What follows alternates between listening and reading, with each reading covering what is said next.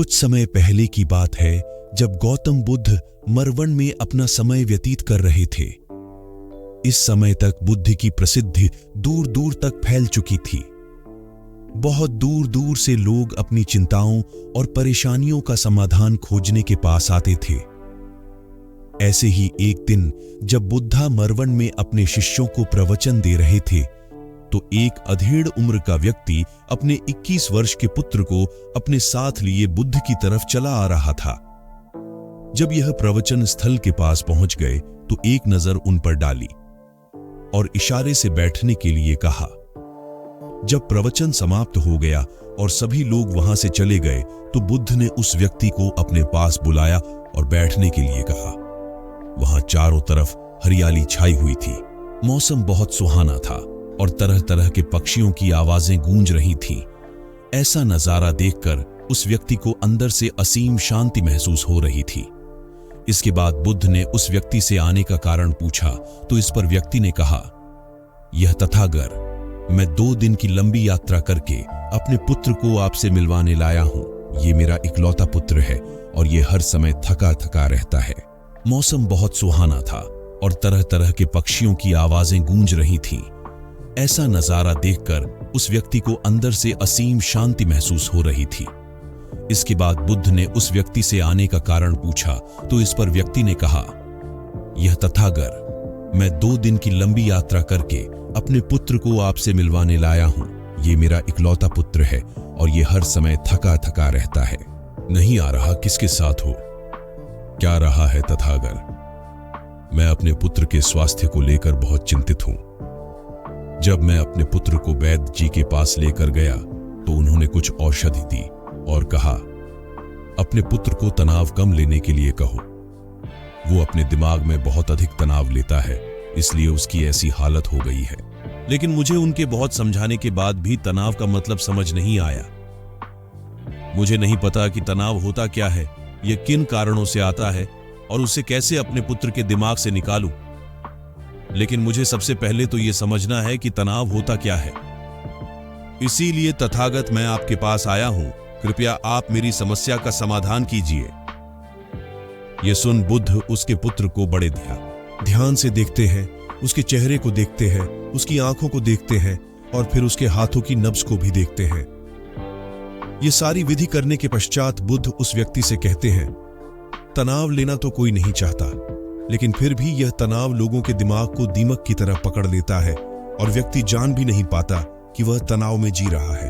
लेकिन अगर व्यक्ति तनाव के कारणों को अच्छे से समझ लेता है और तनाव के बारे में कोई ऐसा पैमाना बना लेता है जिससे वह जान सके कि वह कितने तनाव में है, तो वह इस समस्या का समाधान भी खोज सकता है। सबसे पहले तो तुम ये समझो कि तनाव होता क्या है। जब भी कोई व्यक्ति कोई काम कर रहा होता है लेकिन उसका मन कहीं दूर भटक रहा होता है, कल्पनाओं में होता है, तो उसके शरीर और मन के बीच एक दूरी पैदा हो जाती है। ये दूरी जितनी अधिक होगी, व्यक्ति उतनी ही ज्यादा बेहोशी की अवस्था में होता है और शरीर व मन के बीच की इसी दूरी, इसी खिंचाव को तनाव कहा जाता है। आखिर कोई पसंदीदा खेल खेलने के बाद व्यक्ति चुस्ती और प्रसन्नता से क्यों भर जाता है, जबकि उसने तो अपने शरीर को थकाया है। लेकिन समझने वाली बात यह है कि खेलते समय मन और शरीर एक साथ पूरी तरह से उस खेल में केंद्रित होते हैं, जिससे शरीर और मन के बीच दूरी पैदा नहीं होती और कोई तनाव पैदा नहीं होता। और अगर दिमाग में कोई तनाव था भी तो वो भी दूर हो जाता है। लेकिन इसके विपरीत जब हम कोई ऐसा काम करते हैं जो हमें पसंद नहीं है, तो हमारा ससुर तो उस काम को कर रहा होता है, लेकिन हमारा मन कहीं दूर कल्पनाओं में भटक रहा होता है, जिससे शरीर और मन के बीच एक दूरी पैदा हो गई और तनाव ने जन्म ले लिया। इसीलिए व्यक्ति को एक समय पर सिर्फ एक ही काम करना चाहिए और अपने तन और मन की सारी शक्ति उसी एक काम पर लगा देनी चाहिए, जिससे व्यक्ति के अंदर तनाव पैदा ही ना हो। इसके बाद बुद्ध ने कहा, तनाव पैदा होने के मुख्य 8 कारण होते हैं और जिसने इन कारणों को समझ लिया वो जीवन भर तनाव मुक्त रह सकता है। मुख्य कारणों में सबसे पहला कारण है अति महत्वाकांक्षी होना। महत्वाकांक्षी होना अच्छी बात है, लेकिन क्या कभी आपने इस बात पर ध्यान दिया है कि इंसान के लक्ष्य कभी पूरी ही नहीं होते। उसका एक लक्ष्य पूरा हुआ नहीं कि वह दूसरे की तरफ भागने लगता है, दूसरा पूरा हुआ तो तीसरे की तरफ, और इस तरीके से वो अपने लक्ष्यों को पाने के लिए जिंदगी भर गोल गोल घूमता रहता है। इसीलिए जो व्यक्ति अति महत्वाकांक्षी होता है, जिसने बड़े बड़े लक्ष्य बनाए होते हैं, वह वर्तमान में कभी रह ही नहीं पाता। उसका मन सदैव भविष्य की योजनाएं बनाने में ही व्यस्त रहता है। उसका शरीर तो वर्तमान में रहता है, लेकिन भविष्य में ही रहता है, जिससे मन और शरीर के बीच दूरी पैदा हो जाती है और वह तनाव भरी जिंदगी जीने लगता है। बुद्ध के मुंह से यह बात सुन उस लड़के ने कहा, बुद्ध, तो फिर इसका मतलब है कि हमें लक्ष्य नहीं बनानी चाहिए, क्योंकि लक्ष्य बनाना भी तो महत्वाकांक्षा ही है।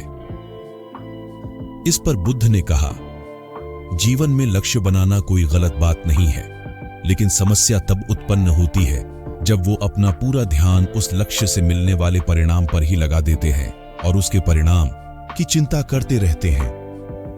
व्यक्ति को वर्तमान में जीना आना चाहिए। आप लक्ष्य बनाइए और उस लक्ष्य की प्राप्ति के लिए कड़ी मेहनत करिए, लेकिन साथ ही साथ आपको इस बात का भी ज्ञान होना चाहिए कि आप अभी वर्तमान में जी रहे हैं और वर्तमान ही सत्य है। बुद्ध ने आगे कहा, तनाव का दूसरा सबसे बड़ा कारण है ईर्ष्या। जब व्यक्ति ईर्ष्या और जलन से भर जाता है तो उसका मन अंदर से सड़ने लगता है। ईर्ष्या एक आंतरिक घाव है। आंतरिक घाव यानी मन का घाव। व्यक्ति के शरीर का घाव तो भर सकता है, लेकिन मन का घाव कभी नहीं भर सकता। इसीलिए व्यक्ति को दूसरे की खुशी और तरक्की से कभी ईर्ष्या नहीं करनी चाहिए, क्योंकि तनाव का कारण है। इसके बाद बुद्ध ने तनाव का अगला कारण बताते हुए कहा कि आरुष्यपूर्ण काम करने से भी मन में तनाव पैदा होता है। जो काम करना हमें पसंद ही नहीं है, जिसका में हमारी रुचि ही नहीं है, उस काम में हमारा मन लग ही नहीं पाएगा। हमारा शरीर तो वही बैठा रहेगा, लेकिन हमारा मन कल्पनाओं की उड़ान भरेगा, जिससे शरीर और मन के बीच दूरी पैदा हो जाती है और व्यक्ति तनावग्रस्त हो जाता है। इसीलिए इंसान को हमेशा अपनी रुचि के अनुसार ही कार्य करनी चाहिए।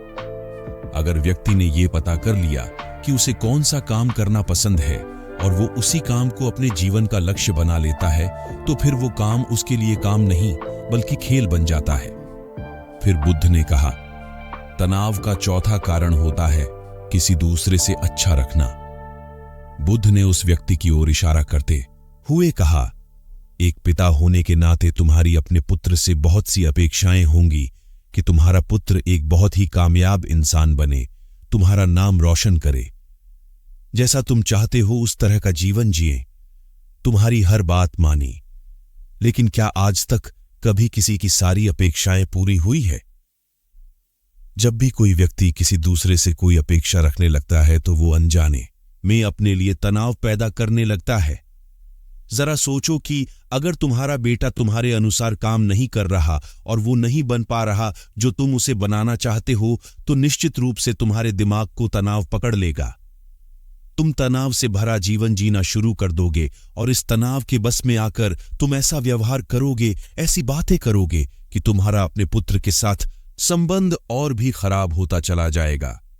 इसीलिए व्यक्ति को जितना हो सके उतनी कम अपेक्षाएं दूसरों से रखनी चाहिए, और अगर पूरी तरह से तनाव मुक्त रहना है तो दूसरों से अपेक्षा रखना ही बंद कर दो।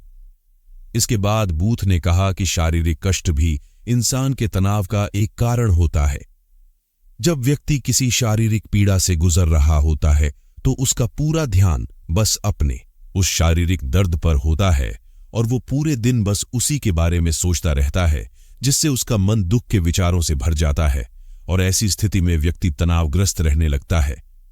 ये सुन उस व्यक्ति ने कहा कि हे बुद्ध, शारीरिक दुख तो किसी भी व्यक्ति को हो सकता है, तो फिर क्या हुआ? व्यक्ति जीवन भर तनाव में ही जिएगा? इसका जवाब देते हुए बुद्ध ने कहा कि इंसान को ये बात समझनी चाहिए कि हमारा जीवन दुखों का आधार है।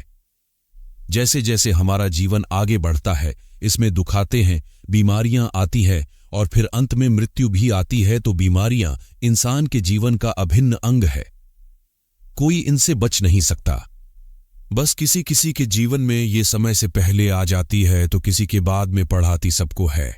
जब इंसान का मन इस बात को अच्छे से समझ लेगा तो फिर वह अपनी बीमारी के बारे में सोच सोचकर ज्यादा तनाव नहीं लेगा, क्योंकि यह हमारे जीवन का अभिन्न हिस्सा है और इसके लिए व्यक्ति को शारीरिक रूप से भी अभ्यास करते रहना चाहिए।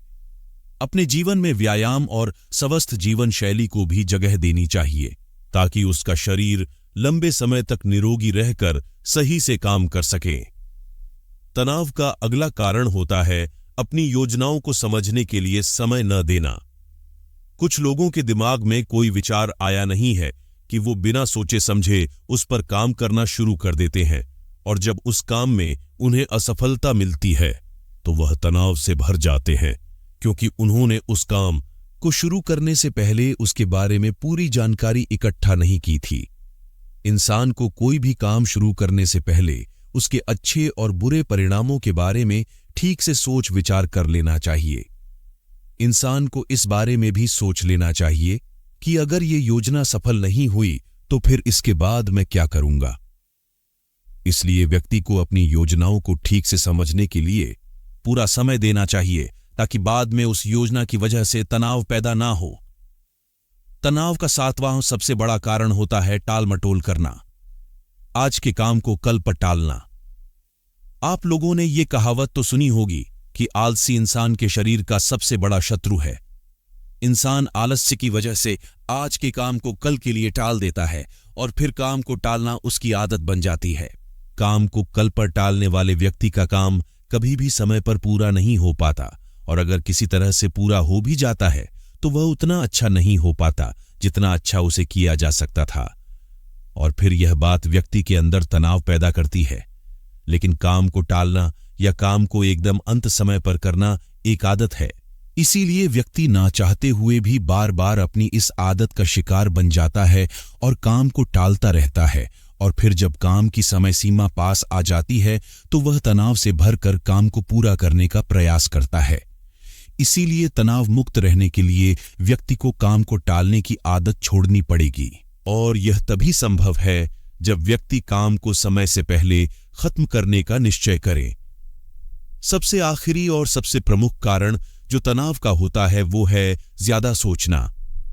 लगातार सोचते रहना भी एक बीमारी है, और यह उस व्यक्ति में सबसे ज्यादा पाई जाती है जो कपोल कल्पनाएं करता है, जो अतीत की घटनाओं और भविष्य की बातों के बारे में सोचता रहता है, जो बेवजह के अनुमान लगाता रहता है। इसीलिए व्यक्ति को ज्यादा सोचने की आदत पर लगाम लगाना चाहिए।